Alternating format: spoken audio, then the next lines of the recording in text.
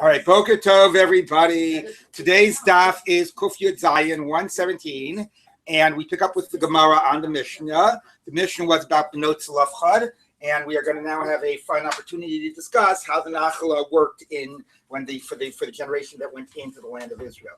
So again, what the Mishnah says is that the daughters of Chad got three portions. You had here Chefer,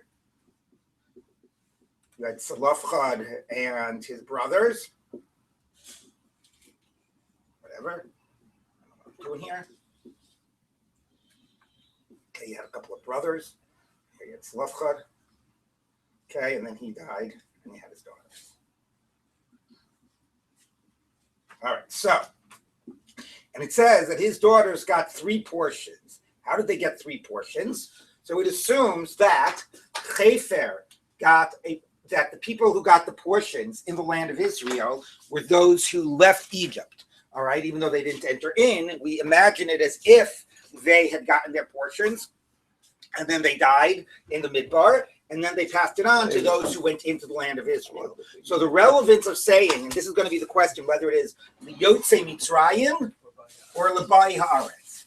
Okay, now the difference is you say, who cares? Everybody is getting it anyway, but there's a big difference, right? Because just imagine the case of you have two brothers, okay, and this one has one kid, and this one has 10 kids, okay? And, okay, these guys went out of Mitzrayim. These are Yotzei Mitzrayim. And these are Bai Haaretz. So, if you gave it to Yotzei Mitzrayim, these guys each got an equal portion, okay? These guys each got an equal portion. They died in the Midbar. And then this guy got one, and these guys all got a tenth. Right, all of these cousins here, these cousins got 1/10 of what their cousin got. That's if you conceptualize it as we're going to give it to those conceptually who left Eretz Yisrael, and then imagine that they passed it on to their kids. If, however, you give it to those who came into the land, then every one of these 10 and this one are all going to get an equal portion. Okay, you're going to divide up the number of portions based on the number of people in the tribe, right? So the size of the portions might be different, but at least relatively everybody here is getting the same portion. So that's why it matters. So our Mishnah assumes that it went to Yotzei Mitzrayim. So if it went to Yotzei Mitzrayim, it assumes that Chefer and Chad, all of these people and his brothers all came out of Egypt, okay? Although why it assumes that, I don't know, because it sounds like the brothers are also going into Mitzrayim. Anyway, fine. Going into the land. Maybe it just assumes that Chad was. I don't know if it assumes that his brothers did. So I don't know, but we'll bracket that. Okay, because Chad died in the Midbar, and his brothers sounded like they're going into Eretz Yisrael. So let's just assume that Chad came out of Mitzrayim. He died in the Midbar, and these guys were born in the Midbar. They're going into Eretz Yisrael. So the daughters got two portions. Why did they get three portions? Portion number one they got their father's portion. That's what they obviously petitioned for, and they got their father's portion. The other portion that they got is Chefer died. So Chefer passes it on in the Midbar, right? Like everybody who went out of Mitzrayim, okay? And he passed it on to his kids. Okay, so we divide this up. I'm imagining that there are two brothers. Okay, these each get one of those, and he gets two because he's the Bechor. How do we know he's Bechor? We're going to learn it from Sukkim. Okay, so he gets three portions. Now these portions are smaller than this portion, not equal size. But anyway, he gets one portion as a brother and an extra portion as a Bechor from his father. We'll put a little chet. These are Chefer's portions. They're smaller. Okay, and his daughters get, because he also died, these daughters get both of his two portions, the regular and the Bechor portion. So part of the Chiddush here of this Mishnah is, number one, it went to Yotzei Mitzrayim. Chiddush number two is that, the way the Rashbam says it, is that the daughters will get, even though they're also brothers, that they're still replacing their father, and they get together with the father's brothers. Chiddush number three, I would say, is it's not at all obvious that if the Bechor is dead, that his heirs get the Bechor portion, even though they're taking the place of their father. So they get a Bechor portion even though their father is dead. And Chiddush number four is, normally we say a Bechor doesn't get a double portion unless the father had it before the father died. Right? That's considered, has to be muchzak. But the father didn't get, he wasn't in Eretz Yisrael. He didn't get half the portion. It's only theoretical, right? And nevertheless, we said that it's as if it's muchzaki me'avotenu or me'avosam, okay? It is considered not only like theoretically he got it, but like he was already muchzak. He was already in possession of his portion in Eretz Yisrael, and therefore he passed it on, and therefore Tzlafchad got a double portion. Okay, so that's what the Mishnah teaches, and now we're going to see the Gemara. Yes. So Parsha Pinchas, is that viewed as before or after the Amaragli and the 40 years of wandering in the desert? I mean, shot. It's what I'd have to. It's towards the end. So then, why would you at all think it's Yotzei Mitzrayim? Because the whole thing of Nachlot is Parsha Pinchas, right? Parsha Right. No. Clearly, the Parsha was said, Le'ela techalei ka'aretz. It's giving, we're going to do it in Gemara. Clearly, the Parsha was said to the people that were on the cusp of entering into Eretz Yisrael. The question is, are we still saying that conceptually, it's your father's and you're inheriting it? We'll see in the Gemara. But if it's your father's, it'll go back all the way to Abraham. No. Just one generation. We'll see it in the Gemara. Yeah. What is this large triangle to the right? He gets the double portion. Yeah. But what's the third? Where's a triangle? What's the original? No, the rectangle. What's the original? This? Yeah. He also gets a portion because he went out of Mitzrayim. He gets his own portion. They both did. Yeah. The assumption is that his father and Tzlafchad both left Mitzrayim. Okay, and that's why he died by Midbar because he left Mitzrayim. Okay, let's take a look at the. No, they say he died for a different reason. No, he didn't die because of his sins. Oh, kibecheto made. Right. Well, that's that whole thing about about the Mekoshesh, right? Okay. Tznan commander Amar liyotzi Mitzrayim nitchal ka'aretz. So the Gemara says what we've just said, that our Mishnah assumes that it was divided to those who left Egypt. Okay, and that's how it has this whole thing of that he died and he passed it on and so on. Okay. The Tanya Rabbi Yoshaya Omer liyotzi Mitzrayim nitchal ka'aretz. Shene'emar lishmos matosav osam yinchalu. It says they shall inherit it according to the names of their fathers' tribes. So why their fathers' tribes if it was given to them directly? So for him, it says that means that it's as if you gave it to their father and they're inheriting it from their fathers. Now, of course, we would say the pshat here, it doesn't say lebeit avotam yinchalu, it says lematot avotam. And we would naturally say that what it means is that first you divide the land according to tribes, and then within each tribe you divide it according to the people of the tribe. But here he's reading it. No, it means if they're inheriting it from their fathers or according to their fathers, you conceptualize it as if their fathers got it when they left Mitzrayim and they're passing it on to their kids. Elamani Mekayim. So what do I do with the verse? La'ela techalei ka'aretz b'nachala. Right. It's clearly it's talking to the door Hamidbar, and it says to the door that's about to enter in Eretz Yisrael, and it says to these you shall divide the land. And it says la'ela ka'ela. It means that it has to be like these lahotias atfeilim to exclude the. It's interesting. Tefillim are like the secondary, but it's also like, the way the Rashbam says it means like the taf, the underage kids. What does that mean? It means that, let's say, somebody was who was counted right there in the midbar. The people that were counted were basically the age of like 20 and up, right? So if you were under 20 and you went into Eretz Yisrael, or you were under 20, and depending on which generation you're focusing on, whether it's Mitzrayim or Eretz Yisrael, you did not get a portion. So let's say somebody left Egypt and they were 19 years old, and you said it went to Yotzei Mitzrayim. So that person would not get a portion. Not only would he not get a portion, now he grows up in the midbar, he has a wife, he gets kids, or whatever. His kids go into Eretz Yisrael. They don't get either because it doesn't go to Bai Haaretz. It goes to Yotzei Mitzrayim. So if you could somehow wind up that there are going to be families that have no portion in Eretz Yisrael, which is like a strange idea, right? So tons of people. Go back to tons of people. Everybody who left under the age of 20, and right. But they get it from their parents. Everybody over 20. No, right. It's only if, right? Thank you. It's only if you left under 20 and your father was dead. Right. If you left under 20 and your father came out with you from Mitzrayim, right, then your father gets, and then you get, and so on.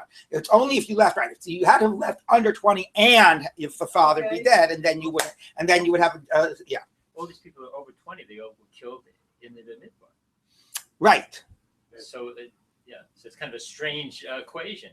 It's like what do you mean? Have to be over 20 to get your portion, but you are not going to get it. Exactly. It's going to pass down. Right. You should have gotten it because you were the generation that was supposed to enter in. Right. Yeah, exactly. Okay, so it's very interesting. Let me just check the Rashbam that I'm there for 1 minute.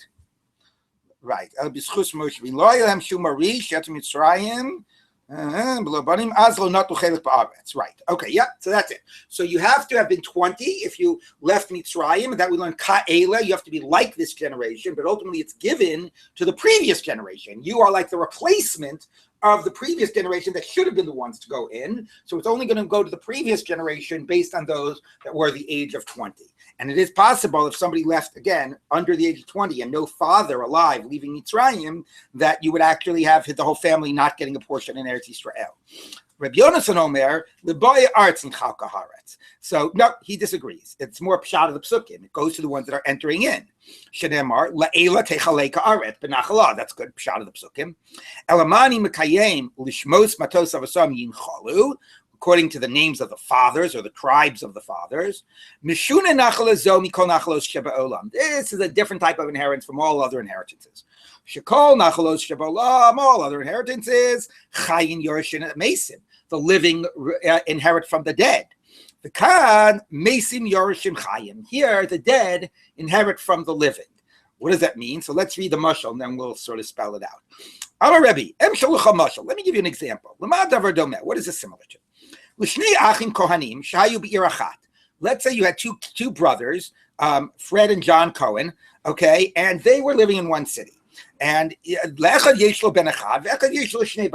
Fred's got one kid, John's got two kids, okay, and it was time to go ahead and collect their truma from the threshing floor.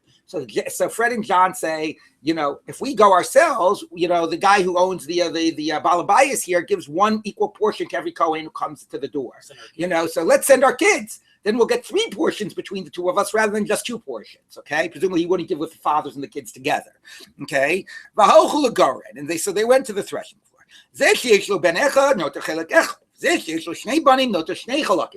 Great trick.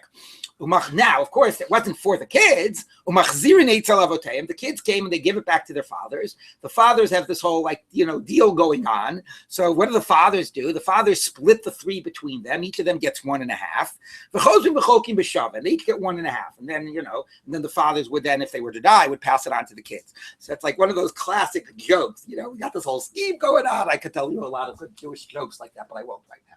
Anyway, the best one is just the punchline is the punchline is Chaim. Look who's telling us how to do business. Okay, anyway, so what does that mean? What that means is the following: is that we use this. Is that he says what? It's like a Ponzi scheme. Exactly. Anyway, it means the sons are sent. The sons are sent to collect the truma. The sons are the ones that are by Haaretz, so they get the portion. So in this case, there'd be like 11 portions, okay, right? And then this guy gets his 1. They all go back to the fathers, okay? Now you have, let's assume this is 9 and this is 1. Because there are 9 kids, okay? These are the by Haaretz. We'll assume that there are 9 kids here, okay? This, Reuben has 9 and whatever, Shimon has 1. Goes back, if these are brothers, they split it up. So this guy now gets 5, and this guy gets 5, okay?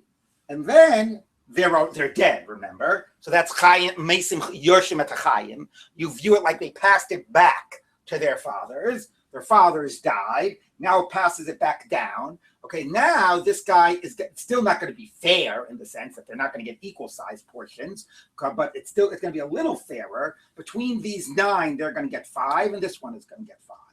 Okay, so at least it's a little fairer, right? What's not fair? What's not fair? What's not fair is, at least from their perspective, this guy, part of a smaller family, he gets much more than each of us gets.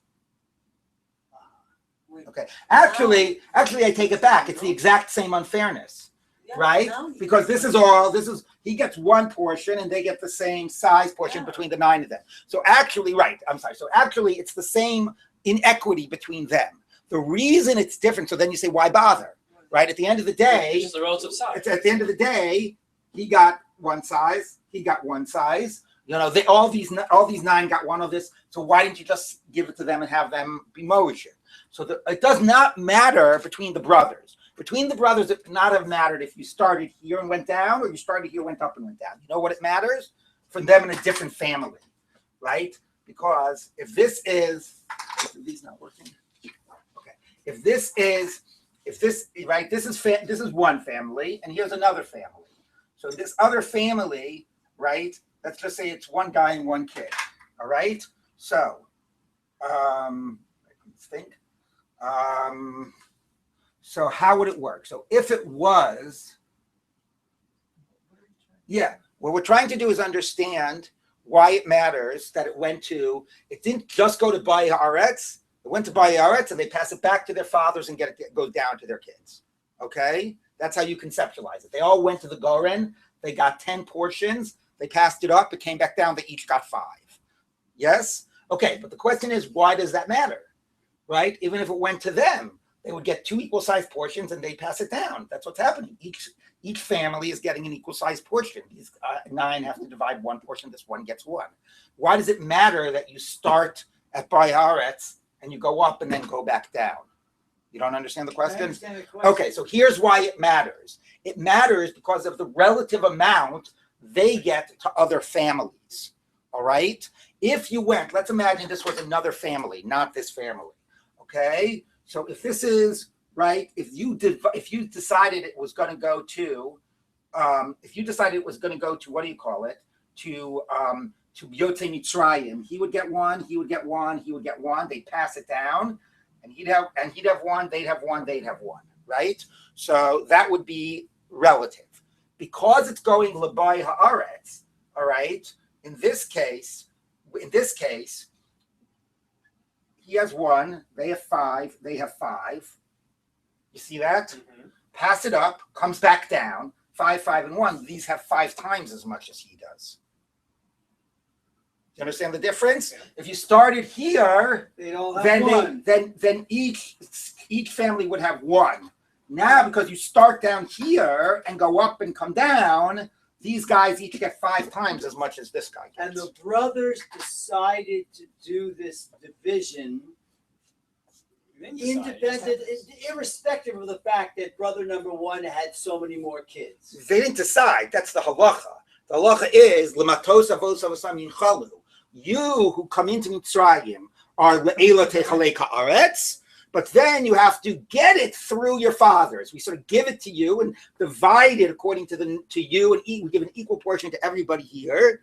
Okay, but then you pass it back to your fathers, and it comes back down to you. So if you're a big family, here's the way to conceptualize it. If you're a big family, when you go into Eretz Yisrael, you're going to get more, even though you might not get because of how this divides, you might not get equal to your cousins. But if you're a big family, you're going to get more when you come in, as opposed to this was a small family, this guy got less. I totally get that, but I'm talking about the 2 brothers. One has 9 kids, one has 1 kid.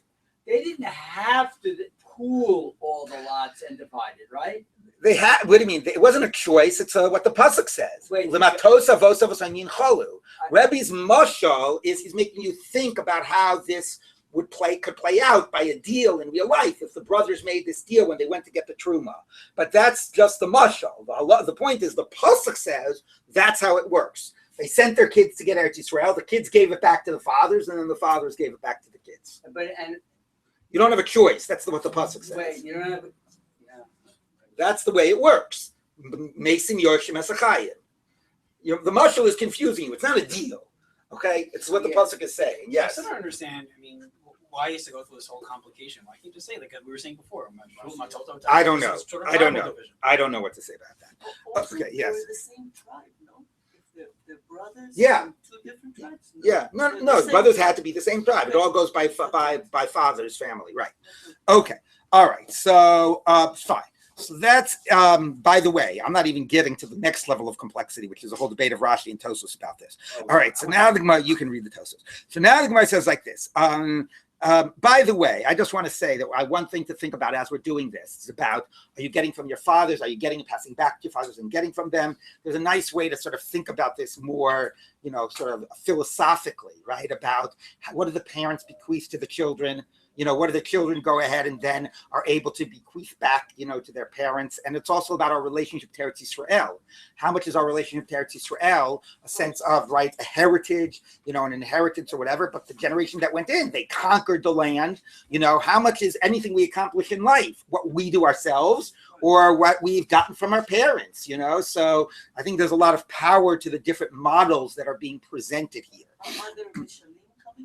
What? Something on this, like the whole Eretz Yisrael, Yeah. Is there more coming? Well, there is. First of all, we have a third opinion here. Okay. Reb Shimon ben Yelezer Omer, Reb Shimon ben Yelezer said, "La'elu u'le'elu nitchalko haaretz. Kedei l'kayim shnei mikros halalu." We don't have to make a decision. We don't have to make some pshara. They both get it. You have what you have in this life because of your own accomplishment. And you get what you have in your life, you have Eretz Yisrael because it's an inheritance from your fathers, right? So it's sort of like you have both are true, and one doesn't, isn't translated into the other. Ha ketzad, how does that work? Haya mi yotze Mitzrayim, no tochel koin yotze Mitzrayim. Haya mi baya aretz, no tochel koin baya aretz. Mikana mikan, no tochel koin mikana mikan. So according to him, okay, if you basically were, okay. It's a third position. This is a third position, okay? If you're one of these kids, we divide up. Basically what we do is, the way we would have to do it is, we would look at the entire population of the men over 20 who are Yotzei Mitzrayim, 600,000 and change. The entire population of those that were by that's also 600,000 change. We probably do it tribe by tribe, but let's ignore that for now. 1.2 million, okay? We create 1.2 million portions. All right, and now we distribute those 1.2 million portions to those that are coming into Eretz Yisrael, and conceptually to those who left Mitzrayim, we're then going to pass it on to their kids. All right, so you have to consider the entire populations of both, divided up according to those portions. So in this type of a case, we would give the following people, right? You give all of these people their portions. Okay, this would be a portion. This guy would get a portion. Each of their kids would get a portion. Okay. And this guy would get a portion. So, that little box would be divided into 9. And these of then he would pass it down, right? So each of these kids would get their portion, right? And this guy would get 1, and this guy would get this one would come down. He would get 2, right? Okay, and this guy would come down, and this would be, 1/9 for all of these little things. Okay, what? They each get one and 1/9, and this guy gets 2. Okay, so it's sort of both of them are true. So let's just read that. Okay, it said Hayim Yotze Mitzrayim, no tochel koin Yotze Mitzrayim. So then you get that, and then you would die in the midbar and pass it down to your kids. Okay, Hayim Ibayah, no tochel koin Ibayah haaretz, and you go in and keep that. Mikan, both ways, no tochel koin mikan. You get it both ways. Now the question is, who could be the person who was Yotzei Mitzrayim and by Haaretz, right? Yoshua and Caleb. So here's so did they get double portions, one for Yotzei Mitzrayim and one for by Haaretz? So this is a big discussion in Tosfos because the problem was they were older than 60 years old, and how much does it go by the sort of by the census, which was 20 to 60. Or how much is it that the actual Nachla of Eretz Yisrael, it was enough to be over 20, and it wasn't limited to those under 60. So there's a whole long discussion in Tosfos whether this could be Yoshua and Caleb. Were they entitled to get as Bai Haaretz since they were over 60 years old? Also, who was the sister who knew where the Sarah? Yeah, but that's a woman. So unless she's getting through her father or whatever. So what about all the women? What? The men supposed to die in the right. So then once Benot Tzlafchat's petition worked, I mean, that's true in general. Once their petition worked, there could have been a lot of other women who got by virtue of that. Exactly. That their fathers weren't around and so on, and they had only daughters. 1 minute. So if it's not Yoshua and Caleb, what the Rashbam and Tosfos say is that it does not mean the same person. Okay, it means that, like we said, this guy gets as Yotzei Mitzrayim, this guy gets as Boi Haaretz, and then he would get from his father, so he would wind up getting 2 portions, his own portion and his father's portion. Okay, but it's interesting whether we're suggesting that somebody could have been both. You had a question, Michael? No, yeah, I'm trying to understand. If you're both, Yeah. Right. Does it mean just one portion or two? Two. Both. Yeah. So yeah, but I'm trying to say, but you're just one person. Why are you getting two? Because you were entitled to a portion as Yotzei Mitzrayim and entitled as Boi Haaretz. So me, I'm not earning anything from my dad because, Right.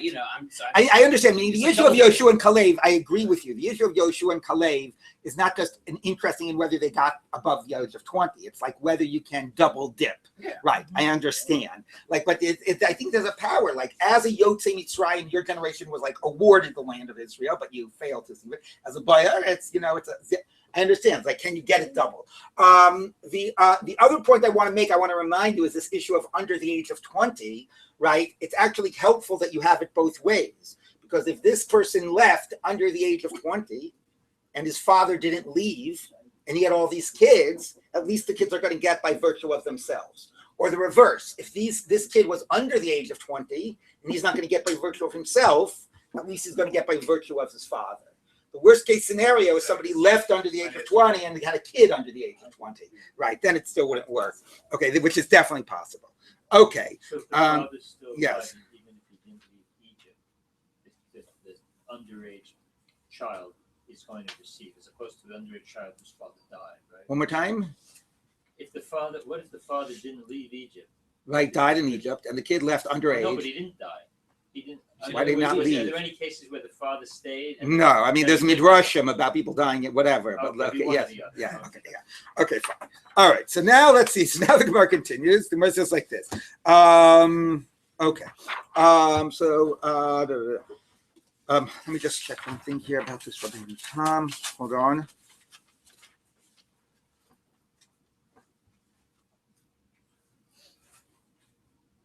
Oh, okay. I won't get into that. Okay. So the Gemara says like this. Now, Meraglim. Now, who got who got the portion of the Meraglim?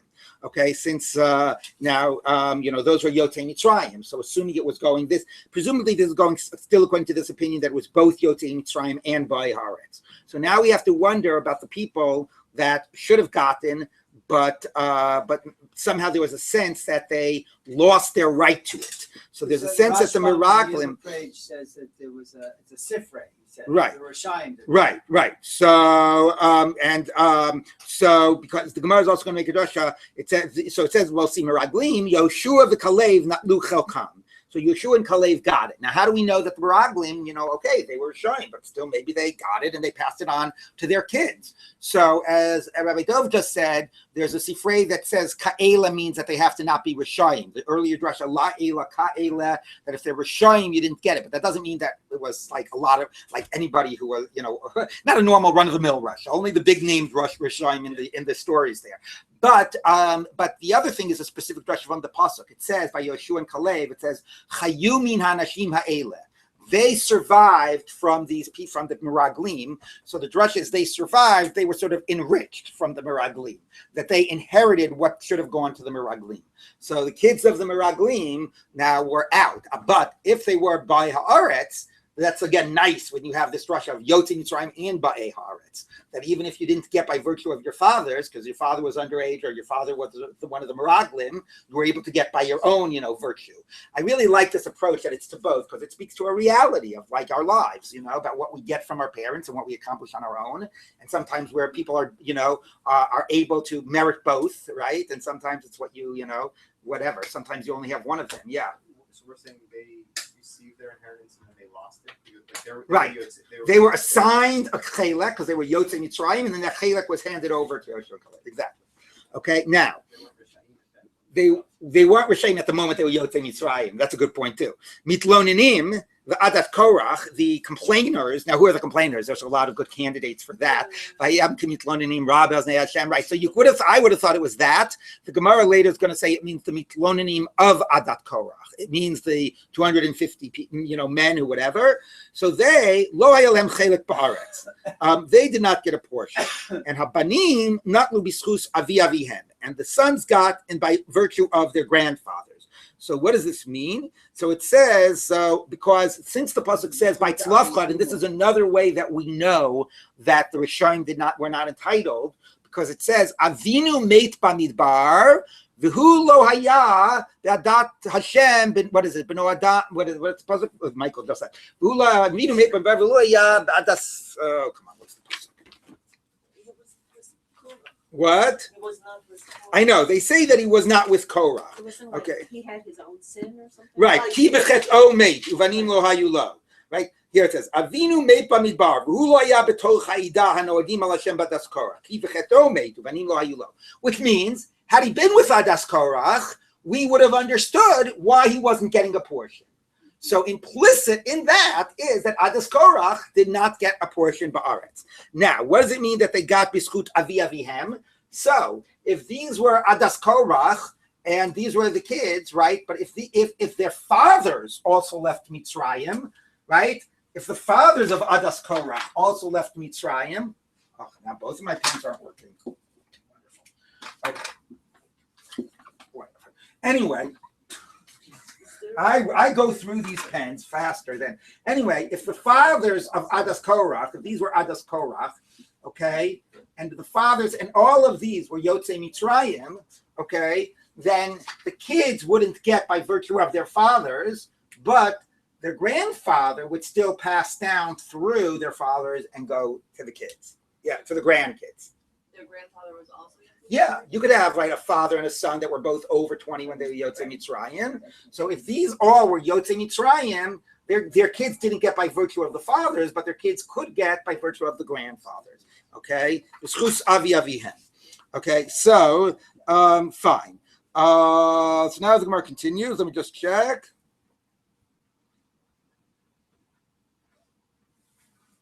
Right, im hayum Yotzei Mitzrayim. Right. Rabbi Linzer? So hold on, I'm just checking. Right. Okay, yes. So the difference between the Mislonim, between Adas Korach and the Meraglim, is the Meraglim, the portion that was assigned to them, was actually given to Yoshua and Kalev, whereas the Adas Korach, the portion that was assigned to them, wasn't given to anybody. It was basically they were struck, it was like they were struck from the lists, and it was equally divided, conceptually amongst everybody. So that wasn't assigned at all. They weren't even assigned a portion, as opposed to Yoshua and Kalev. The Meraglim were assigned, and it went to Yoshua and Kalev. Yes. But the Meraglim are from all the tribes. Right. So does that mean Yoshua and Kalev have? Oh yeah, I guess that's a good point. That's an interesting question. When you say that the Chelek was assigned, was the Chelek assigned in those tribes? And yeah, that's an interesting conceptual thought. Like, did Yoshua and Kalev have a little piece of every Shevet? There's something a little nice conceptually about that, I think. They sort of, I don't know. But maybe it just hadn't been divided. Right. It could just be that it hadn't been divided. That made their Right. tribe bigger. Right. Yeah, it's a little. Right, it could be. The whole question about all this is going to be is that how much do you start that the section of the tribe is proportional to the number of people in the tribe, or the number of lots in the tribe, as opposed to is it equal? So the Gemara is going to get to that. We're going to see that in the Gemara. So let's keep on reading. So the Gemara says like this. Okay, natlu aloyalem chelek banim natlu b'schus aviyavin b'schus avi imotehem. Ah, look, I forgot about that. So you have the imotehem. Okay, so the Imoteim wouldn't get on their own merit, even if they were Yotzei Mitzrayim, because they were women. Okay, but if their fathers here were Yotzei Mitzrayim, and then once you have the innovation of Bnot Tzlafchad, right, then you can get through your maternal grandmother as well. All right, so these wouldn't get themselves because they were Adas Korach. She wouldn't get because she was a woman. But if the grandfathers were Yotzei Mitzrayim, they would get and pass on to their grandkids. All right. In that case, the grandchildren were all women. If the grandchildren were all women, then if the grandchildren were all women, The children. no, if the children were all women, then yeah, if his only kid was a daughter, right, then it would continue. If his only kid were a daughter and her only kids were daughters, then yes, it would pass on, even if those were all. Then they wouldn't get on their own merit because as women, if directly as women going into Eretz Yisrael, they wouldn't get, but through their grandfather they would get. Okay. Okay. My mashma dahai lishmos matos avosam b'yotzei Mitzrayim koksiv. How do you know the tribes of that? Of the father's tribes talking about Yotzei Mitzrayim. The Shvatim kamarla, which is probably pshat in the psukim. Maybe it means based on the 12 sons of Yaakov, which is Matot, the real Shvatim. Now, whether that means that you sort of, divide it 12 equal portions and go down, or however that would play out, but we should be thinking about it in terms of tribes, not just in terms of Yotzei Mitzrayim, which is how we've been reading it. So the Gemara says no. Kamala, no. The answer is, so here's the answer. Which is right, one of the first things that Moshe tells Bnei Israel about God's promise to them. I am going to take you out of Mitzrayim and give you the land of Israel as not bequest. What's the right word for that? As a heritage, as a legacy, as a heritage. Okay, so Yerushahi lachem me'avosechem. You are going to get it from your fathers. Okay, that's what God says to the Yotzei Mitzrayim. He's saying it to Mitzrayim. So this is a very powerful point. What it's saying here, it's saying first of all, it's both saying, look, Moshe promised those people who are going out of Mitzrayim, you're going to get it. So therefore, we have to say that, in a way, we're forced to read Yotzei Mitzrayim into the psukim here, because Moshe promised it was going to go to that generation that was Yotzei Mitzrayim. So either they got it directly, or they got it through their kids and passed it back down, or both and both. But every three approaches has it also going to Yotzei Mitzrayim, because that was part of the promise. But the powerful thing about this is it wasn't just saying that it was promised to Yotzei Mitzrayim, so obviously they had to get it. It was saying even Yotzei Mitzrayim got it as a morasha, got it as a Yerusha from the promise, right, to the Avot, from the previous promise. So it's like everybody is getting it as a Yerusha as well. It's not just directly given to Yotzei Mitzrayim. Even for them, it's a Yerusha. But anyway, but the point is that they are getting it direct, that they were promised it, so that it has to be also going to Yotzei Mitzrayim. Yes. I just think what you said is powerful. It's sort of almost unusual that the drasha is contextualizing the statement historically, right? Isn't the word Ka'amar lahu, meaning Moshe Rabbeinu said it to them? In other words, right. It's Moshe. Right. So the historical context requires that it was a Yerusha to Yotzei Mitzrayim. Right. That's like unusual. That's like putting it back into its context rather than taking it out of its context. Right. Now, the other thing that I don't know, that I'm thinking about that's powerful about this is Yerusha hi lachem me'avotechem is both what God is saying to Yotzei Mitzrayim, you're getting it b'schus ha'avot, etc. But I think what it's also saying is every generation, it's important that our relationship to Eretz Yisrael always has the component of a sense of Yerusha, right? So therefore, it's every approach you have, even if it's by Haaretz, but through Yotzei Mitzrayim, everybody is getting it as a Yerusha. So those that go in and conquer the land, right? You can't just think, like Kochi va'utzim yadi, like I'm getting it through my own merit, right? So for every generation, you have to know you're getting it as a Yerusha. So specifically, for by Haaretz, we can't just say it's just by Haaretz. It's by virtue of Yotzei Mitzrayim, going back to their fathers and coming back down. Which is super interesting. What does that do to our psyche, kind of? Like when you get something, right? As a Yerusha, what does it do to your relationship? Right. You maybe take it for granted, or do you treasure it more, or whatever? Right. I mean, I think that the powerful ideas here are the ones that combine the two. Either have it to be, because then it's true to our relationship to it. All right, so now the Gemara is going to work through the psukim and see which ones are more supported, which ones support more, either approach. Yes. Rashi's Rashi on Bereshit what began. Right. Exactly. It's the same thing, right? Yeah. Exactly. Okay, so now the Gemara says like this. Okay, Simin lerav tzlavcha v'Yosef ichpo Menashe yechash. That's the Rashi prokim for what were the things we're going to prove. Okay, Amar le Rav Papa Labai. So Rav Papa said to Rabbi, Bi shleima lamanda Amar v'Yotzei Mitzrayim chok aretz. It was given to Yotzei Mitzrayim. Hainu dichsiv larav taber nachalasav lama tamit nachalasav. That you for the many you give many, and for the small you shrink it. El leman damar lebaya aretz my larav taber nachalasav. What does it mean to the many you should increase it? Kasha. Now what's the problem with the pasuk? Right? If you go back to this, we'll erase the Adas Korach and these guys here. Okay, you go back to this. This is your Yotzei Mitzrayim and your Boy Haaretz. Okay. So it works, I would say it works even better, right? If Larav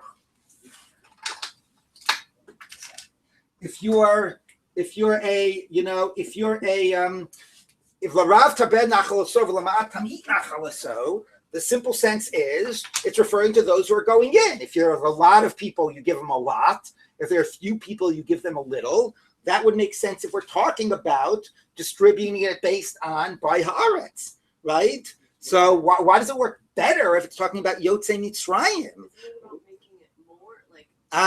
Excellent. They get So more. what Rashbam says is the point isn't larav give a lot. It's larav increase.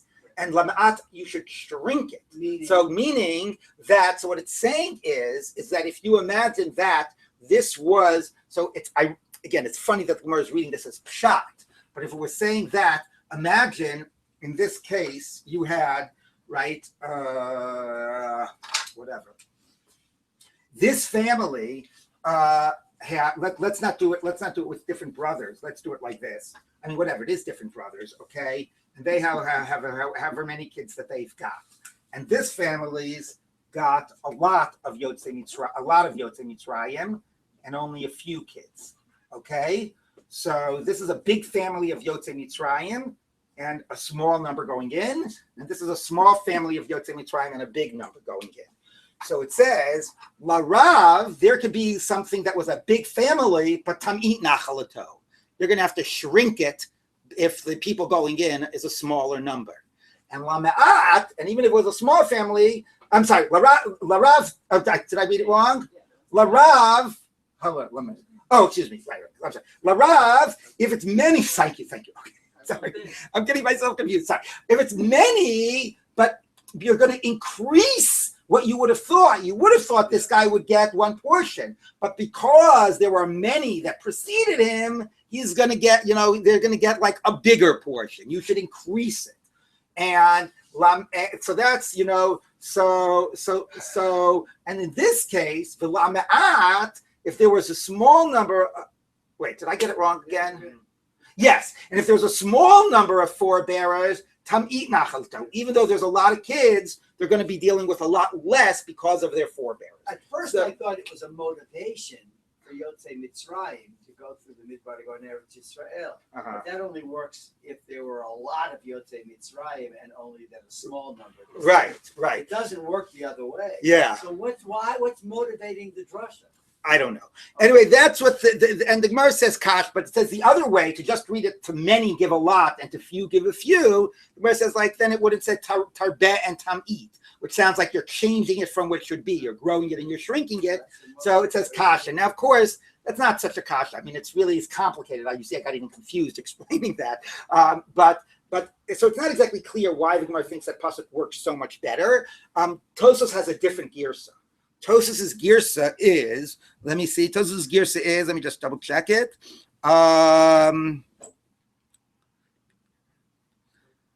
Bein Rav Lima'at. So the Tosfos' girsa is that there's another pasuk. It says, Le'ela techalek haaretz Bein Rav Lima'at, whether a lot or a little. So what does that mean, whether a lot or a little? So if that Gemara says, well, if it's talking about Yotzei Mitzrayim, you understand. It says, don't pay attention to whether this generation is a lot or a little, right? Because it doesn't go by this generation. It goes by Yotzei Mitzrayim. So that works better to say that's telling you, don't look, right? Bein Rav Lima'at is actually in direct contradiction to Larav Tarbeh Nachalato Lama'at Tamit Nachalato. Right, so what do those words mean? So the brother saying Rav Laman says, ignore this generation, look at the previous one. Okay, so that's a better girsa in the Gemara. Makes it more clear what's bothering the Gemara. Yeah, I mean, yeah, exactly. It's right, quoting that the Gemara's quoting a different pasuk. How does that happen? Like, could the scribe have been like, well, it sounds like, look at the second line of the Rashbam. It sounds like the Rashbam didn't like the Gerson, he changed it, which often happens with Rashi, too. But they really took it by heart, right? So then someone said, like, well, that's not really the pasuk he meant. He meant could be. Look at the second line of the Rashbam. The lo garsina my bein Rav Lima'at. Okay? Second line on the top of the Rashbam, Kuf Yud Chet. So that's exactly what Tosfos says. No, actually, that was the Gerson. Okay, so the Rashbam. Right. Okay. So let's just read one more pasuk. The Amalei Rav Papa Abaye. Bishleim Laman Damar Yotzei Mitzrayim. Hainu dekatzavchen benot Tzlafchad. If it's Yotzei Mitzrayim, we get why benot Tzlafchad were complaining, because they were saying, "Look, our father's entitled. He's not around. We should get our father's portion." Okay. El mandar l'boy haaretz amay tzavchin haleset lishko.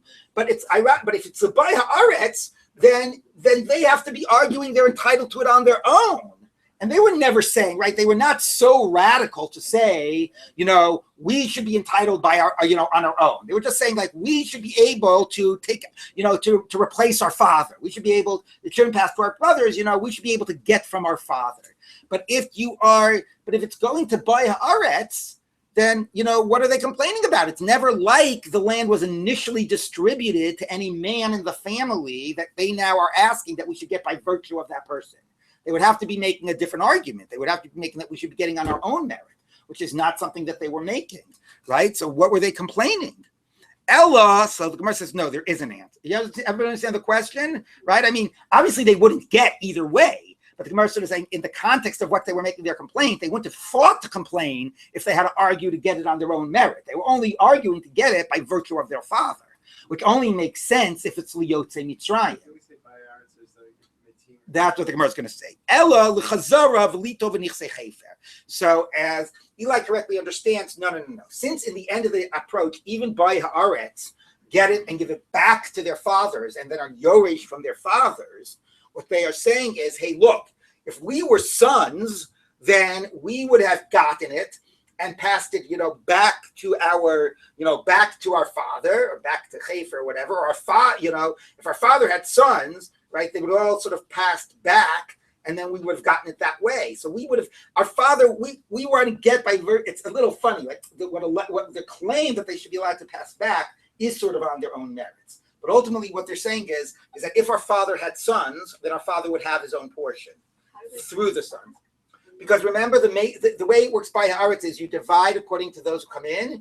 You imagine that you pass it back to the family and divide it among the brothers, and then you pass it back down. Remember that? So what they're saying is, if our father had sons, then our father would have a portion, and then the sons would have inherited the portion, right? So are you telling us just because we are daughters and not sons, that's going to mean that our father isn't going to get the portion he's entitled to? So they're still sort of arguing by virtue of our father, but it's a little funnier because the father's entitled to the portion through normally what would have been sons, and here they're saying, but through us, right, he would have been entitled to that portion. And are you telling us that just because if we had been sons, our father would have had a portion, and now because we're daughters, our father doesn't have a portion? That was precisely what Slavkat's argument. No. Their argument was, are you telling us because we're daughters, we don't get our father's portion? And if we had been that, what's going to happen to our father's portion that he always had, and we're not getting, and it should pass away from us? Here it's saying, if we, here the father doesn't have a portion to begin with because you're girls. You're saying, but had we been boys, he would have had a portion, so are you telling us because we're girls, he shouldn't get the portion that he would have had had we been boys? Yeah. So so it's a harder argument. Yeah. Is there also an argument, though, that if the uncles had children, they would have gotten something, and then it would be split among Slavchad and... Oh, that's a good point, too. But it seems like the uncles are by haaretz. Oh, so you know what? Maybe you're right. Maybe I misinterpreted this. So, so because these guys were by haaretz. So they're, but maybe that's the point. Maybe what they're saying is, forget the portion we would have got. Our uncles are going to get a portion. They're by haaretz. That's why the Gemara says chefer. I think you're absolutely correct. Our uncles are by haaretz. They would have gotten a portion. They would have passed it on to chefer, and then Slavchad would have gotten by virtue of and then it would have passed down this way, right? The portion that would have come through our uncles. I think you're absolutely correct. That's a better shot. It makes their argument stronger. Right? It's not saying that had we been boys, our father would have had a portion. That's no problem. You're not boys. You don't start with a portion. But he's like, no, we do start with a portion because our uncles are by haaretz. They get a portion. It goes up. Then it gets divided equally. And this portion that would have come through our uncles is ones that we would have inherited had we been boys. And now you're going to tell us we're not going to get it. So but then they don't get the double portion. That according to this, they would not. That's why our Mishnah clearly assumes that it's Yotze Mitzrayim. That it's Yotze Mitzrayim. This is assuming bayat. It would not have been a double portion, but I think that's absolutely the better read. You're correct. Yes. But the daughters, when they're making their claim, they're saying that their father didn't die has the same sin as Korah. Right. Because we were saying earlier that that whole group didn't get any portion. Right. So are they saying in that sense he deserves a portion as opposed to that group? Yes. Yeah, that's what we learned before, that not a scarf to not get. No, but I'm Okay. saying they're making that distinction about their father to say that Yeah. he deserves a portion. Yeah. Okay. Okay. 1 minute. Yeah. So now I'm rereading the Rashbam, and Gloria, it's saying exactly what you said.